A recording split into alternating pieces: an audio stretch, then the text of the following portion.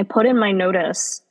I was so scared to do it. And then the second I did it, I felt so free.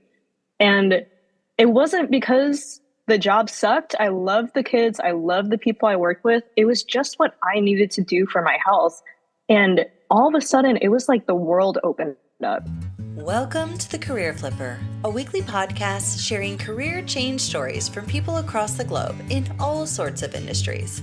We dive into how they made the leap from point A to point B and explore all the twists, turns, and surprises along the way.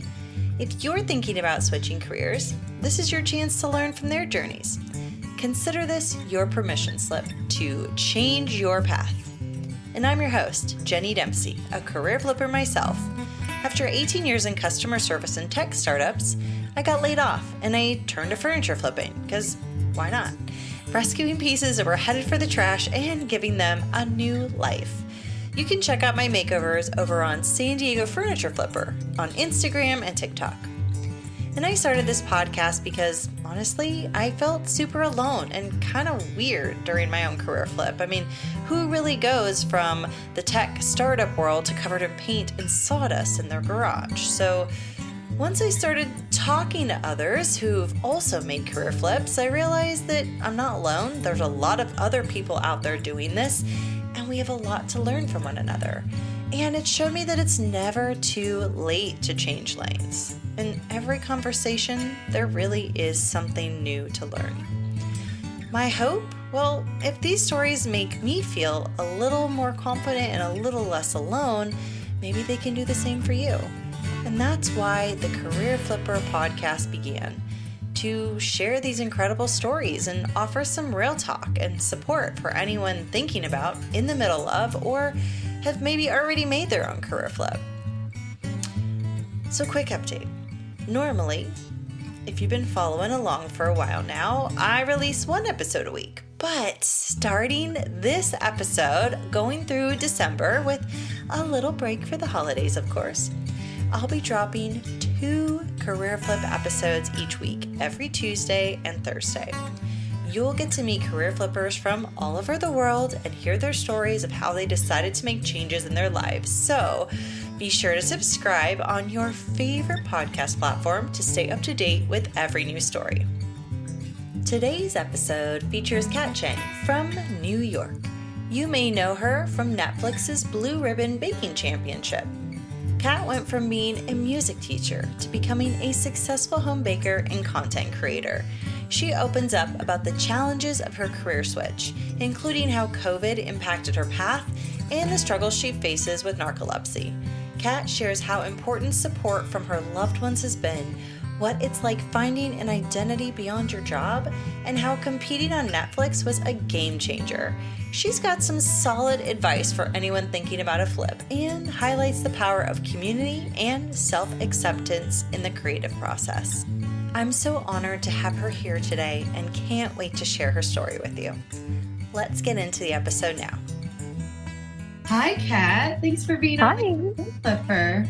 Thank you so much for having me. This is awesome. You know, it's I found you watching the Netflix show, The Blue Ribbon Makeup, and I was just, my boyfriend and I, and our pup Dwight, we all watched it together.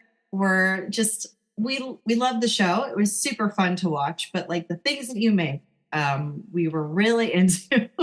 Especially the mango tres leches cake? Yeah. I was like, okay, that is my jam. You're speaking my language. Oh, thank you. Absolutely. So tell everyone a little bit about you and what you're doing now, and then I'd love to dive into your career flip because you got a great story. Thanks. So my name is Kat. I'm 27. Yes, 27. I always forget. I feel like after 25, I'm like, I don't actually know. Yeah.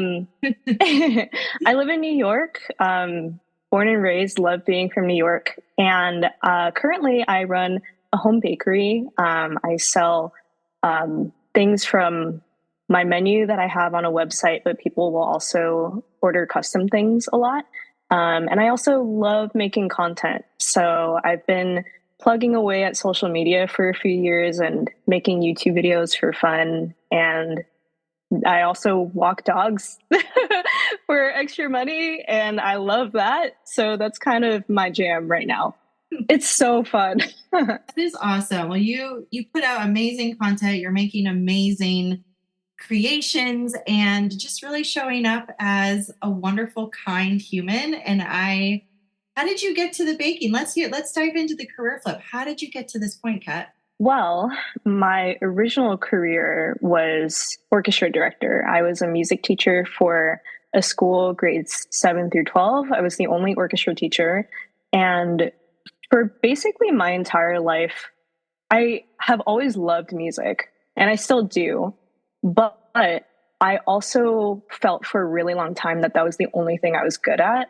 And I think I was really afraid to try anything that wasn't music because at the time when I was growing up, I didn't know if I wanted to perform or if I wanted to teach for a little bit. And I felt like music was such a competitive field that if I spent any time trying something else, then I wasn't giving my all to music and then I would fail at music. So I really put all my eggs in one basket in that way. Um, and so I decided to become a music teacher for the stability, for my love of music and people. I've also really loved to teach just tutoring and summer camps and stuff. So that was very familiar to me. And then I taught music, but in the second year of my teaching career, COVID hit. And I had started baking before COVID because my favorite musical of all time is Waitress, the Sarah Bareilles musical. And I've seen it 4 or 5 times now. It's not on Broadway anymore, unfortunately. Otherwise, I would be there again soon.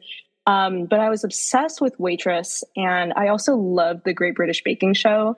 I just binged all of it.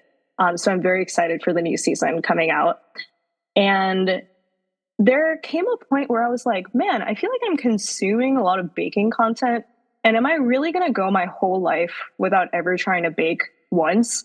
Like, I should just try it. So the first thing I ever tried to bake was an apple pie. Don't know why I chose that over cookies or brownies or cupcakes. Apple pie is so hard, but it actually came out really well. And then I was like, oh my gosh, wait, I should keep doing this. And soon enough, I had this huge Pinterest board with all the different things I wanted to try and bake. And whenever I got back from teaching at like 3 o'clock, I would immediately start baking and trying new things. And then over the next few months, I decided, okay, I want to really get good at a handful of baked goods. So I'd practice, and then I would have all of this left over, and then I'd post on Instagram saying, would anyone want these? And then every time people would want them. And then a bunch of people said, hey, maybe you should sell them. And I was like, me? Really? Oh, wow. That's really cool. So I would say I started baking before COVID, but being at home because of COVID really helped me sharpen my skills, helped me try a lot of different things in terms of baking. And so as I realized that teaching wasn't really for me anymore, my love for baking kind of increased at the same time. So it was very fortunate in that way that I was developing a new passion as a former one started to die out. I still love music and I still love teaching, but I think COVID was hard for everyone. It was really, really hard for teachers. And something that I've spoken about pretty openly on my Instagram is that I have narcolepsy, and it took a lot of years to diagnose, but I felt like when I started teaching, it started getting worse. And so I would just be going to work like a zombie every day, 7:30 in the morning, immediately facing like a big room full of seventh graders with instruments and like needing to be on. And now that I run a home bakery and I'm doing content creation, I can take a 5-minute nap while something's in the oven, or, lie down if I really need to. If I have energy in the morning, I'll bake in the morning. Or if it's really late at night, I can work at night. Like, the flexibility is really something that I needed that teaching couldn't give me. And so, yeah, basically all of it kind of came to a head And my husband really encouraged me to leave teaching to just figure out what was sustainable for me. Because as much as I loved teaching music, I needed a really drastic change in order to prioritize my health and my happiness.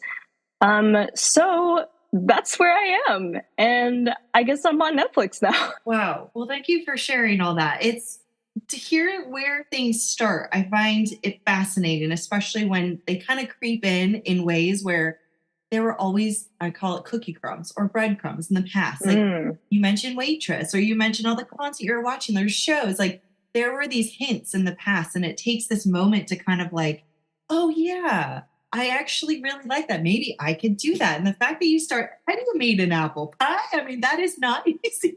I am not a baker, and I've tried apple pies, and it is not always the best.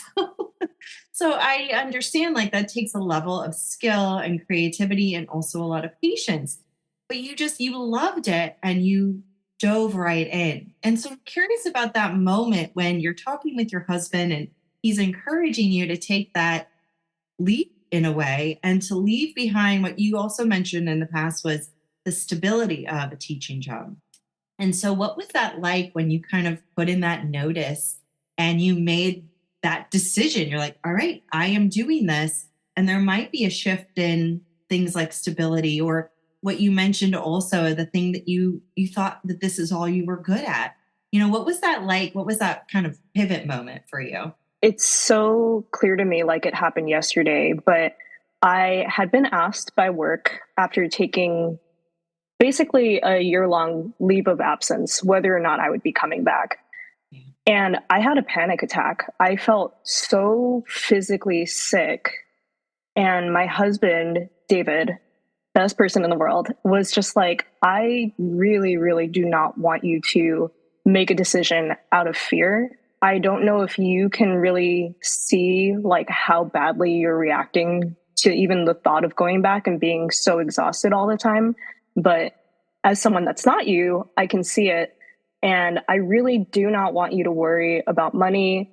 Like, I will figure it out. Like, the number of hours that I'd have to work, like, it would be worth seeing you healthy and figuring out what it is that you want to do. And so, even though I don't think that everyone needs a life partner, I'm very grateful for mine. And I think it really does take somebody that's not in your shoes, who's been around you, to actually give you some perspective.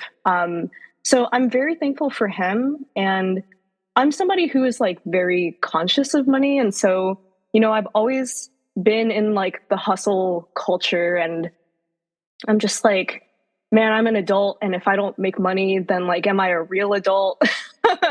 If I don't have like a job with a boss and hours and like, you know, retirement money, like, am I a real adult? And I'm seeing all these other people and all my friends my age, like, living a life that I thought that I would live. But over time I realized, okay, well, they don't have the same health problems I do. They weren't teaching in the same place. They don't have the same priorities as I do. Like, everyone's story is so different. And so I really had to figure out what I needed to do for me.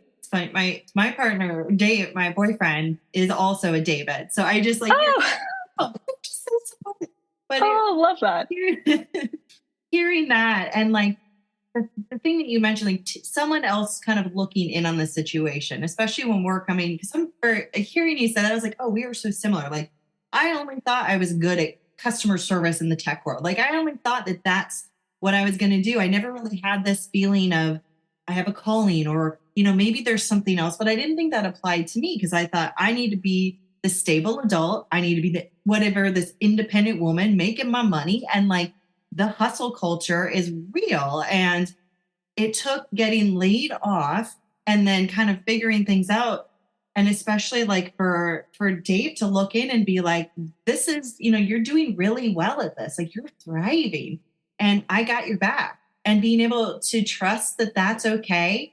And I think coming from this place of like, I thought I had to do it all. And I thought I had to do it all on my own, even in a relationship. And I'm like learning lessons about that in addition to all this other career change stuff and what your worth is and how it's not just work, but how there's so much passion that we pour into it that sometimes it becomes part of our identity, whether we want it to or not. And so where you're at with baking now, Kat, like, how does that, like, how do you kind of lean into the identity part? Because I know for myself, sometimes I get caught up, like, I am the podcast host, I'm the furniture flipper, like, I'm creating these new ways, these new paths I'm chopping down, the weeds in the path, I'm carving it out. But I also am still kind of like figuring out, like, but I am still more than that, even though there's all these wonderful things. And so for you, how does that kind of blend in? And now, on Netflix and all the attention that you're getting, how does that kind of lean into where you're at now with the identity? I really love that question. And it reminds me of one of my favorite pieces of advice I ever got. And this was when I was in high school. I was talking to my calculus teacher. He was so cool. And I don't know why, our whole class was like hanging out outside one day. I think we had finished the AP test. And he was just talking about, this is bad, but I forgot what career he had before becoming a teacher. And I was just picking his brain and asking what that was like. And he had said, one day I realized that I can be so many different things in my life. And I think that really opened up my worldview. It really changed my perspective from one of like, okay, so in high school, I need to pick a major. And then that's like the job that I have the rest of my life until I retire. I'm only going to teach in like probably one school until I die. Into actually, like, there's a world of possibilities out there. And so when I had left teaching, I put in my notice. I was so scared to do it. And then the second I did it, I felt so free. And it wasn't because the job sucked. I loved the kids. I loved the people I worked with. It was just what I needed to do for my health. And all of a sudden, it was like the world opened up. And so I think going back to your question about identity, I think I'm a lot more careful now about how I perceive myself and just in thinking about the kind of person I want to be and how not that I care too much about like how people view me, but like, what do I want people to take away from their time with me or interacting with me? And I think for so much of my life, like everything was wrapped up in me being the music girl, the music teacher. Like if somebody had a music question, they would talk to me about it. And I just don't want to pigeonhole myself into that again, but like with baking now. And so love baking, love talking about baking, but there's so much more to me. And I think content creation, for example, like ever since I was little, I loved making silly videos on the first cell phone I had and editing it together and like making funny videos on YouTube that no one will ever see now because I've removed them and they're really embarrassing. I want my identity and what people to remember about me is hopefully my kindness and the way that I made them feel and not so much what I do, because I think my mistake and the trap that I was in before is making my identity about what I do and not who I believe I am. Powerful. I feel that so much because it's true. And I think it's also helped me look around at others. Like, for example, I'll be on LinkedIn, like, and seeing everyone posting about their jobs and that's all they're talking about. But like being able to look at that and know there's more behind that person. Whereas before I was just always comparing, oh, they got this job or this raise or whatever. And then putting that pressure on myself. And when you say that, the freedom, I was like, oh my gosh, I feel that. There was this moment where I just, after like 350 job rejections, I just was like, I'm going to stop. I'm going to stop applying to jobs and I'm going to go all in on furniture flipping. And there was that sense of like, I thought that it would be scary. And like 10 years ago, that Jenny from 10 years ago was talking, she would have been freaking out. But like, it felt so freeing. And so hearing you said it, I was like, ooh, that just resonates. It resonates. And we can pour these things in to our lives and we can give so much of ourselves to them, but we are so much more. And how we show up and how we present ourselves to others and what we give. Like, I love that. The kindness, or, helping others, or kind of with this like podcast, I started this kind of as a way to give back and be like, maybe this will help one person. And if it does, then that is my measurement of success. And that means the world to me because it's helped me as well. And this reciprocal kind of like kindness, support, and love to give out into the world and to bring it right back to ourselves. And I love that you said that. And it's just, Thanks. yeah, it's powerful. And then, so something else that came in my mind of like, you made this decision and you're doing the baking and you're doing amazing work and you're making people so happy with what you're baking and just showing up as your kind self. And then you decide to go on a global TV show, a competition nonetheless, and really put yourself out there. And like, I mean, it really cements you into this. This isn't a dream. This isn't just some choice that you made. Like, this is the real deal. And I'm curious to hear how that decision went when you decided to go and do that and really make this is you. This is your official next step.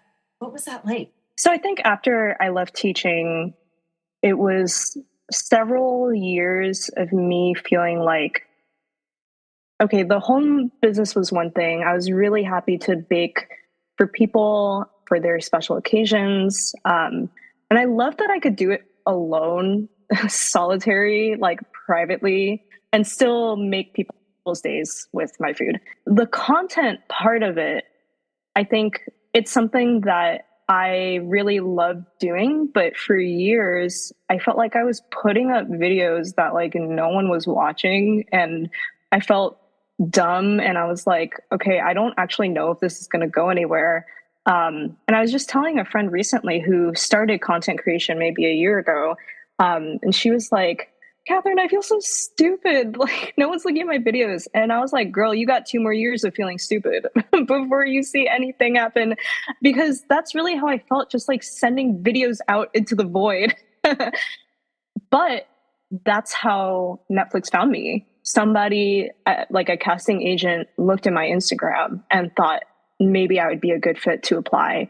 So I feel like even if I didn't make the show, that by itself was validation that like, oh, I'm actually on the right track. People are noticing my videos. It could lead to something in the future. To actually make it to the Netflix show was insane. I think filming it was like a very surreal experience in itself, but it was really validating. I mean, you've seen the show. The people on this show are like so crazy, brilliant, and talented. And like, these are the best bakers that I've met. And they're wonderful people too.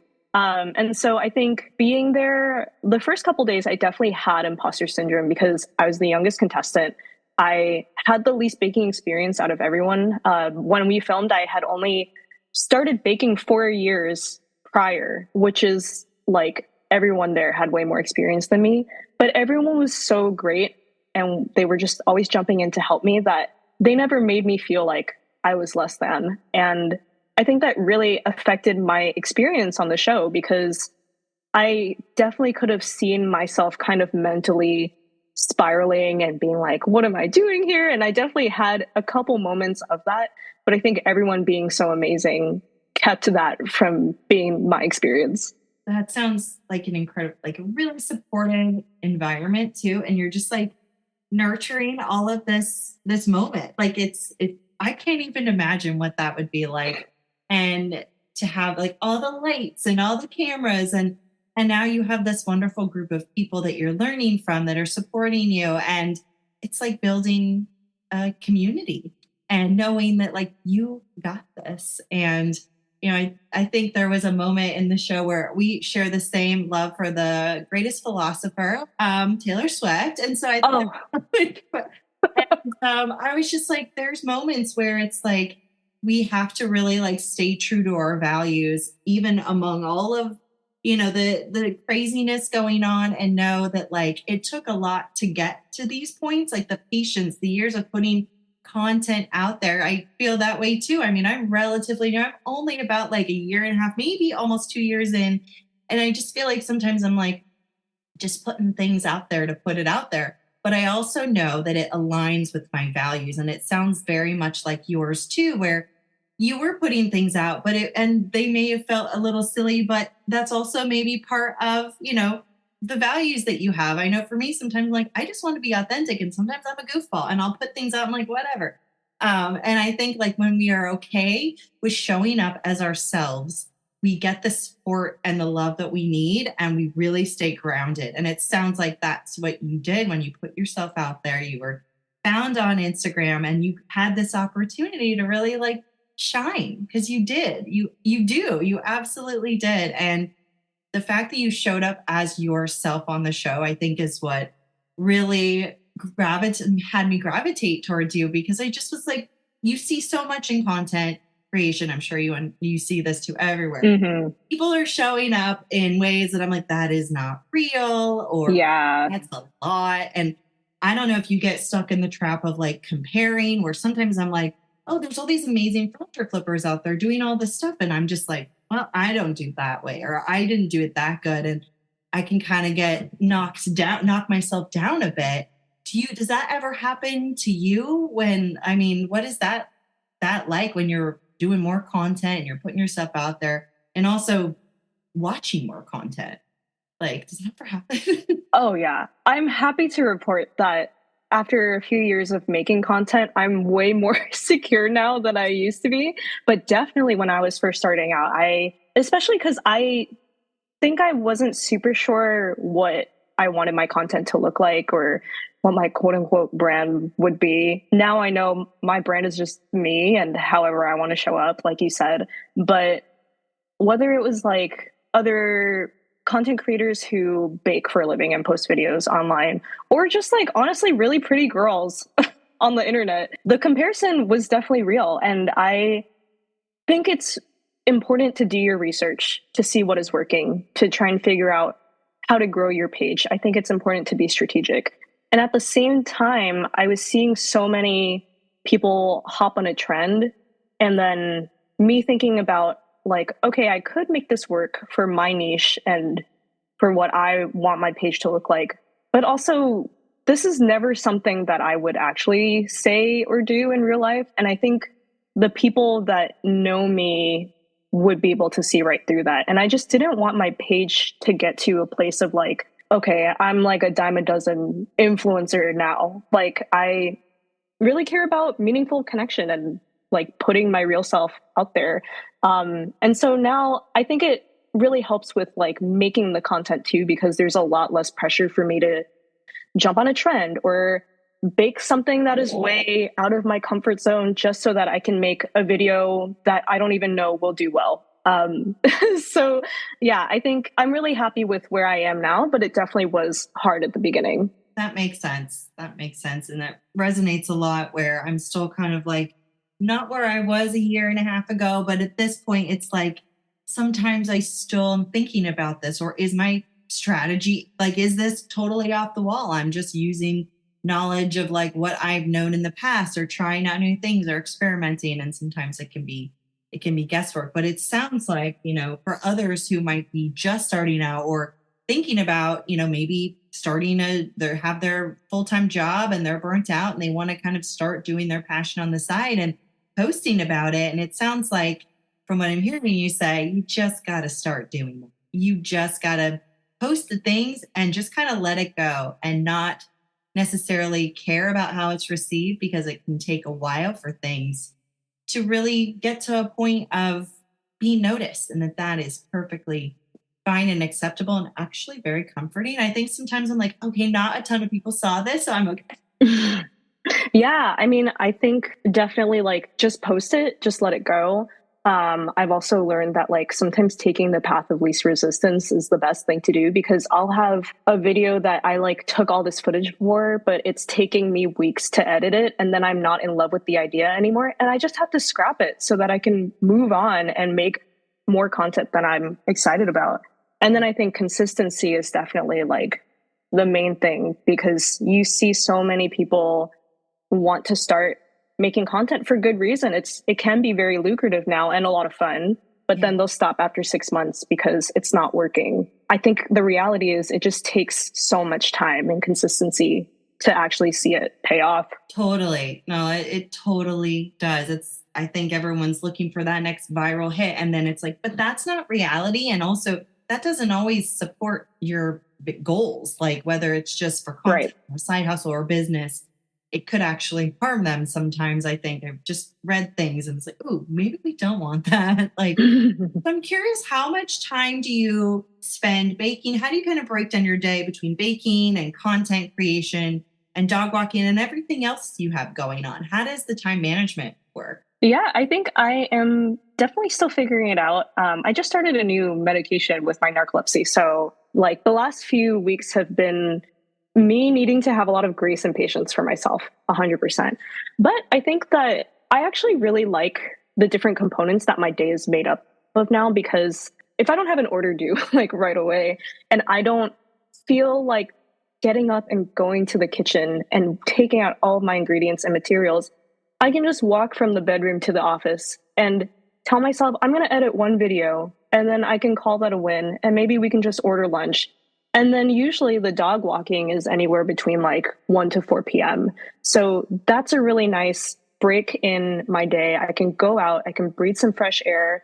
I try to not look at my phone when I'm walking the dog. I just like am alone with my thoughts and like looking at nature and just trying to practice gratitude in those moments too, of just being outside with a dog that I love. And then I'll come home and I'll either bake or make dinner first, whatever makes the most sense. But it's also been really helpful for me over the years to figure out how I can break up my bakes too. So like I just had this enormous order this past weekend. I'm going to rattle it off. It was a half sheet cake, an apple pie, a pumpkin cheesecake, 2 dozen chocolate chip cookies, 2 dozen creme brulee sugar cookies, 2 dozen strawberry cheesecake cookies. And then I also threw in some mini cupcakes because I love the person that made the order. And so I was like, you're ordering so much, I want to throw in more because that is so kind of you. And I think it was really overwhelming for me at first, but then I figured out how to pace myself and I made a plan before I started. And I was actually not close to having a mental breakdown the entire week. And I'm very proud of myself. So yeah, I think it's a process, but I'm actually very happy with how my days are structured now. And there is a structure, but I can also swap things around a lot. And that's very helpful and freeing for me. It sounds like the flexibility just really lets you do what you do best in that moment and support your health and support all of the things that you're giving to others. Like, I think that's such a balance, especially that's a huge order. That's a lot of energy and time to put into it.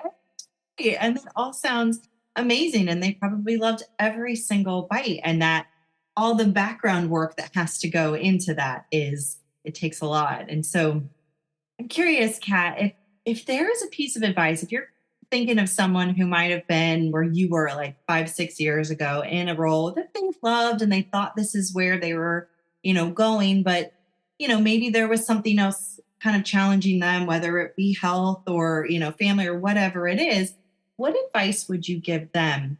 The things that you know now, what advice would you give to someone in that situation who might be thinking of making a change, but might be really scared or might not think they're good enough? Wow, I think a few things come to mind. I would say the first piece of advice is I think leaving is the hardest part. Leaving is the scariest, and starting something new is a big investment of time and energy and oftentimes money. But if it's something that helps you be your true self and live in a healthier, happier way, it's always worth it. Even if the pay is less, even if it's not something that your parents would be happy about or your friends, if they would judge you for it. I think that leads to the other thing I was going to say, which is everyone's journey is their own. I think I've learned over the years to make a habit of cheering on other people's successes instead of looking at someone's successes on their path and their journey and using it to discount my own efforts. So yeah, just remembering that everyone has their own timeline. And And then the last thing is, I think, make sure you have really supportive people around you, even if it's just one person that will always believe ahead of you, almost, and see what you could be and what your life could be, even if you're in a season of, trying something new and feeling like it's not working. Like, we're all going to hit that point when we transition into something new. But it's like we were saying earlier about needing another person. I'm very thankful to have a bunch of people in my life who have always been so happy to share my YouTube videos or to post about things that they've ordered from me, even when no one really paid attention to me. And they were always so supportive. And so I think in life in general, you should have a community. But I think especially during a season as important as a career change, like, community is so important. Speaking of community, Cat, how can people connect with you, to talk with you, to order from you, to just talk about career change stories? Because I'm chronically online, I have a lot of different ways that you can contact me. I love connecting with people. One of the greatest blessings after the show came out has been all the messages from people from around the world. So thank you to everyone. So my main Instagram account is at It's Cat Cheng.